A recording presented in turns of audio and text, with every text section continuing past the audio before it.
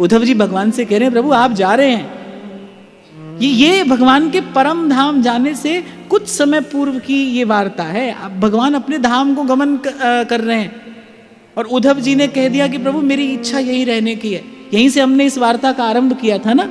उद्धव जी ने कहा प्रभु मेरी इच्छा यहीं रहने की है। पहले तो उद्धव जी ने कहा प्रभु मुझे छोड़ मत जाना, फिर जाने उद्धव जी के मन में क्या आया। एक क्षण के बाद उद्धव जी कहते हैं नहीं प्रभु हम यहीं रहेंगे, आपकी कथा सुनेंगे, सुनाएंगे, आपकी लीला का गान करेंगे और कराएंगे।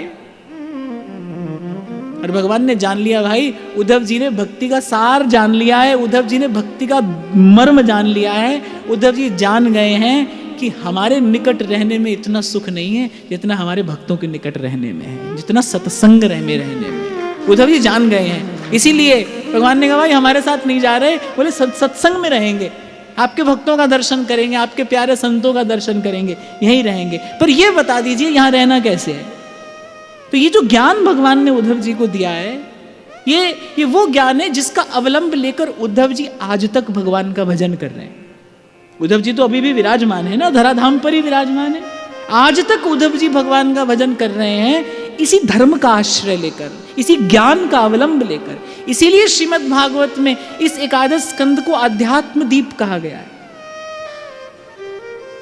ये अपने स्वयं प्रकाश से प्रकाशित वो दीप है जो इस मार्ग पर चलने वाले का पथ प्रशस्त करता है। ये अध्यात्म दीप है। तो 10 बातें भगवान ने कही। सबसे पहले भगवान ने कहा पढ़ते क्या हो, राम कहानी पढ़ते हो कि काम कहानी पढ़ते हो। सबसे पहला शब्द जो भगवान के मुख से निकला आगम।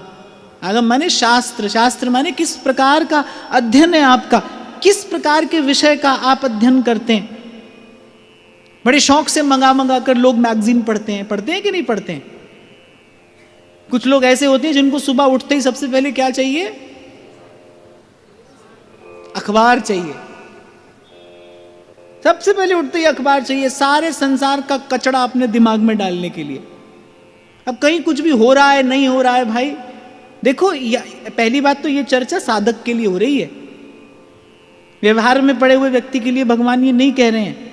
एक बात सदा ध्यान रखना, श्रीमद् भागवत निवृत्ति परायण व्यक्ति के लिए है, इसीलिए इसे पारमहंस संहिता कहते हैं। ये तो जिसको भगवान की ओर चलना है ना, ये बात तो उसके लिए है। जिसको संसार की ओर जाना है उसके लिए अनेक शास्त्र हैं। तो इसीलिए भगवान उद्धव जी से कह रहे भाई कहां से सत्वगुण की वृद्धि होगी, कैसे जीवन में सत्वगुण बढ़ेगा, क्या पढ़ते हैं आप। 99% लोग आज के समय में व्हाट्सएप यूनिवर्सिटी के स्टूडेंट हैं, वहां से जो पढ़ाया जा रहा है वही पढ़े जा रहे हैं। आज का सुविचार, आज का ज्ञान और जाने क्या क्या बकबक सुबह ही होते ही शुरू हो जाती है। सुबह होते यही सब आरंभ हो जाता है। सबसे पहली बात भगवान कह रहे हैं क्या पढ़ते हैं आप, सत्शास्त्र का अध्ययन करना चाहिए। क्योंकि जो आप पढ़ते हैं उसका संस्कार आपके मन पर पड़ता है, आपके चित्त पर पड़ता है और बड़ा गहरा संस्कार पड़ता है। सत्शास्त्र का अध्ययन करिए, जिसको पढ़ने से प्रभु में आपकी श्रद्धा और विश्वास बढ़े। ये नहीं कि बुद्धि संशयग्रस्त हो जाए, बुद्धि में अनेक विकार उपस्थित हो जाए, ऐसी बात ना पढ़िए। ऐसी बात पढ़ने का लाभ नहीं, अभी तो बहुत बड़ी हानि है। कितने लोग सुबह उठते ही अपने व्हाट्सएप से गुड मॉर्निंग भेजते हो, बताओ ईमानदारी से। ऐसा तो मत कहो कि कोई नहीं भेजता है, धीरे धीरे हाथ उठ रहा है। हमें देखता हो कभी कभी ऐसे देखने को मुझे भी मिल जाता है ना, आज का सुविचार, आज का ज्ञान तो भाई गुरु के पास बैठकर ही पाना चाहिए। वही ज्ञान काम का है, वही ज्ञान काम में आता है, वही ज्ञान जीवन में उतरता है। ऐसे कुछ भी मत पढ़ते चलिए। और ये बात भगवान कह रहे हैं, इसलिए बड़ी महत्वपूर्ण है। कल भी मैं आपको कह रहा था किसी की मानो न मानो, सुनो न सुनो, भगवान की तो सुनो, भगवान की तो मानो। तो भगवान कह रहे सबसे पहले देखो कि पढ़ते क्या हो, आपका स्वाध्याय शुद्ध हो, सत्शास्त्र का अध्ययन करिए। और हम ये विचारें कि हम बड़े सौभाग्यशाली हैं कि इस भारत भूमि पर जन्म लेने वाले मनुष्य को हाथ में गीता, भागवत, रामायण सहज में ही मिल जाती है। मैं तो ये कहता हूं इसके अतिरिक्त कुछ और पढ़ने की आवश्यकता ही नहीं है।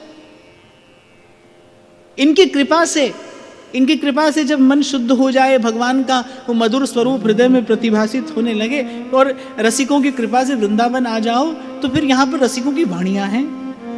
कुछ और जानने पढ़ने की हमको कोई आवश्यकता ही नहीं है।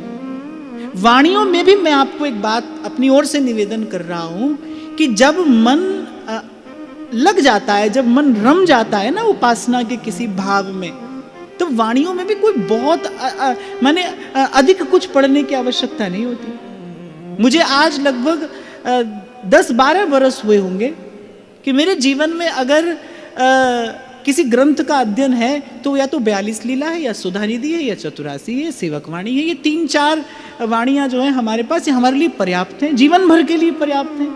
कोई और ज्यादा बुद्धि लगाने की आवश्यकता नहीं है। और वैसे भी प्रेम की उपासना है, डूबने के लिए है। किसी एक भाव में ही मन लग जाए तो अनेक दिन तक, लंबे काल तक लगा रहे, और यही वस्तुतः उपासना के परिपाक का लक्षण है। श्री नागरीदास जी तो एक एक पद में महीनों रमते रहते थे। भजन की परिपाटी यही है, एक भाव में मन लग गया, बस लगाया। अब उसी भाव का आधार लेकर श्री जी के, लाल जी के रूप का चिंतन हो रहा है, लीला का चिंतन हो रहा है। व्यास जी ने सारी पोथी जमुना जी में डाली कि नहीं डाली? किसी ने कहा बोले अब जमुना जी में क्यों डाल रहे हो, ओरछा से उठाकर लाए हो तो किसी पुस्तकालय में दे दो, काम आएगी किसी के। अरे व्यास जी ने कहा हमारा ही काम बिगाड़ा इसने आज तक, किसी के क्या काम आएगी। बोले हमारा जीवन बिगाड़ दिया इसी पोथियों ने, इसी में ही लगे रहे। सोवत हुतो विषय मंदिर में, हित गुरु टेर जगायो, अब मैं वृंदावन धन पाए। अब तो काम की बात हाथ आई है, अब इनकी कोई आवश्यकता नहीं। फिर भगवान कह रहे प्रजा, प्रजा माने किस प्रकार के लोगों के बीच में आप रहते हैं, किस प्रकार के लोगों का आप संग करते हैं। गांठ बांध लेना भाई, आपका कितना भी बड़ा साधन क्यों ना हो, आप कितने ही बड़े सदाचारी क्यों ना हो, पर संग का प्रभाव होता ही है। चाहे वो सत्संग हो, चाहे वो कुसंग हो। और यहां एक बात मैं और कहूंगा, कुसंग का प्रभाव शीघ्र होता है, सत्संग का प्रभाव तो बड़ी देर से होता है। जैसे बीज डालो तो पौधा बनने में देर लगती है, फिर फूल आने में देर लगती है, फल आने में तो कई बरस लग जाते हैं कई बार।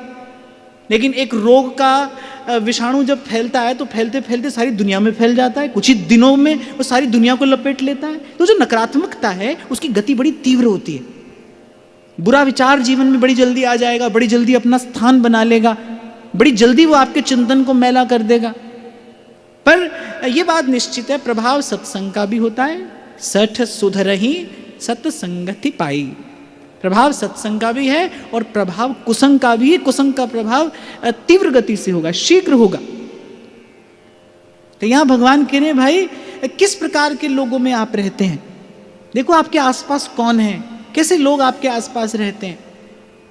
कष्ट पा रहे थे ना विभीषण जी कि वो लंका वासियों के बीच में रहकर बेचारे अकेले भजन करते हैं।